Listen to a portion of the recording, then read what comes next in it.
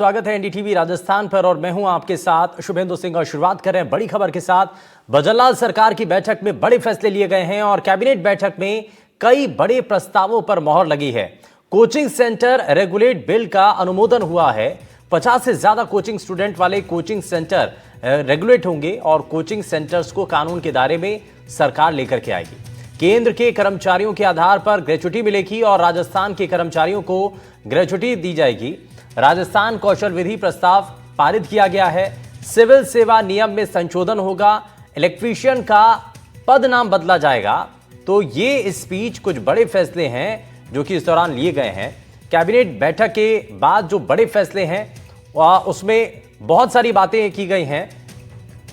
Solar का सबसे बड़ा हब उपलब्ध है। सूर्यदेव की हमारे ऊपर मेहरबानी है, जमीन भी हमारे ऊपर उपलब्ध है। और उसमें एक मुख्य बात ये रखी है कि ग्रीनरी कम नहीं होनी चाहिए। हमारे जो खेजड़ी है, रोईड़ा है और पेड़ है वो कटे नहीं।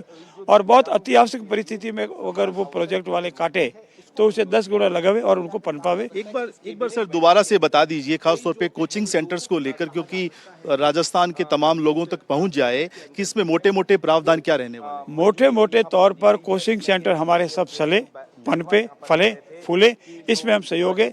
और 50 या अधिक विद्यार्थी जो कोचिंग कर रहे हैं उसका रजिस्ट्रेशन जिला स्तरीय कमेटी के पास जरूरी है। और उसमें क्वालिफाइड ट्यूटर रखे, मनोवैज्ञानिक रखे, वगैरह वगैरह। बिल्डिंग ठीक हो, शुद्ध वातावरण की हो, आराम से कोचिंग लेवे और विद्यार्थियों पर मानसिक दबाव नहीं बढ़े। अगर इसमें कोई गलती होती है तो उसको सुना जाएगा, उससे सूचना दी जाएगी। अगर उसके बाद भी गलती करता है तो फिर पेनल्टी है, दूसरी पेनल्टी है, फिर अंत में रजिस्ट्रेशन कैंसिल की प्रोविजन है।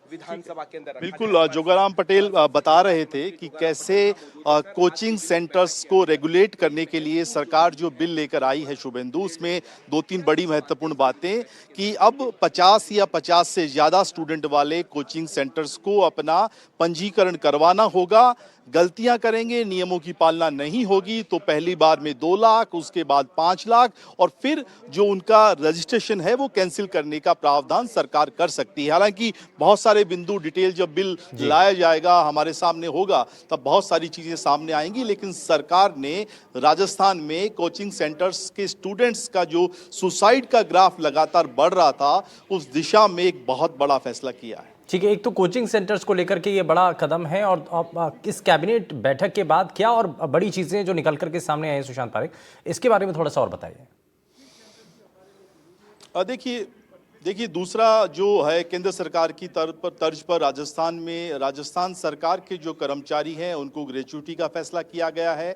इलेक्ट्रीशियन के कुछ पदनामों में बदलाव किया गया है। सरकार राजस्थान कौशल नीति लेकर आ रही है, उसका अनुमोदन हुआ है। इसके साथ साथ जमीन आवंटन के कुछ फैसले सरकार ने किए हैं। लेकिन बड़ा निर्णय चूंकि इस लिहाज से भी है कि बजट सत्र अभी जारी है और बजट सत्र में सरकार इसी सत्र में लेकर आएगी ये बिल। और इस बिल के जरिए प्रदेश में जहां जहां कोचिंग सेंटर्स चल रहे हैं उन सभी को एक दायरे में, कानून की उस परिभाषा में, परिधि में लाने की कोशिश है।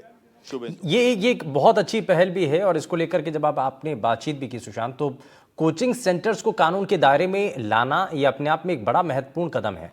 अब इसका इम्पैक्ट क्या होगा, थोड़ा सा उसके बारे में बात करते हैं। क्योंकि अगर आप देखिए, कोटा देखिए, सीकर देखिए, जयपुर देखिए, ये ऐसे क्षेत्र हैं, ऐसे इलाके हैं जहां पर कोचिंग सेंटर्स बड़ी संख्या में हैं। तो इसका प्रभाव क्या होगा, थोड़ा सा इसके बारे में और बताइए। देखिए अभी उनको रेगुलेट करने का, सरकार को उनकी जांच करने का, उनको कंट्रोल करने का ऐसा कोई जरिया नहीं था। कुछ बड़ी घटनाएं कभी होती थी तो सरकार एक्शन लेती थी। खासतौर पे जिस तरह से बेसमेंट में चलने वाले कोचिंग सेंटर्स को सील करने की प्रक्रिया हमने देखी। हाल ही में हमने देखा कि कुछ बच्चे बेहोश हो गए थे, हालांकि कारण अभी तक साफ नहीं हो पाया कि वो कौन सी गैस थी। तो ये सारे पहलू ये सरकार को इस दिशा में, बिल लाने की दिशा में सरकार को प्रेरित उन्होंने किया है। दूसरा, कोटा में, सीकर में, जयपुर में बड़े पैमाने पे इस तरह की शिकायतें आ रही हैं कि बच्चों पर मानसिक दबाव है। क्लास में जो 200 से ज़्यादा, 250-300 बच्चे बैठते हैं, उस तरह की व्यवस्थाएं नहीं होती, उस तरह के रूम नहीं होते, उस तरह की फैसिलिटी नहीं है। कई बार हमने ये भी देखा है कि पढ़ाई का तनाव बहुत ज़्यादा है, मानसिक तौर पर उस तरह से उनको मैनेज करने की व्यवस्था नहीं है। मनोचिकित्सक वहां पर उस तरह से उपलब्ध नहीं है। हाल ही में विधानसभा में ये मुद्दा उठा था। इस तरह ये बड़ा महत्वपूर्ण जो है सूबे- क्योंकि ये कोचिंग हमें सेंटर्स को दिखाई रेगुलेट देंगे करना और और सरकार सरकार उसको इसके अधीन आना, ये बहुत बड़ा फैसले के तौर पर इसको माना जा रहा है। बहुत शुक्रिया सुशांत पारेख इस पर जानकारी देने के लिए।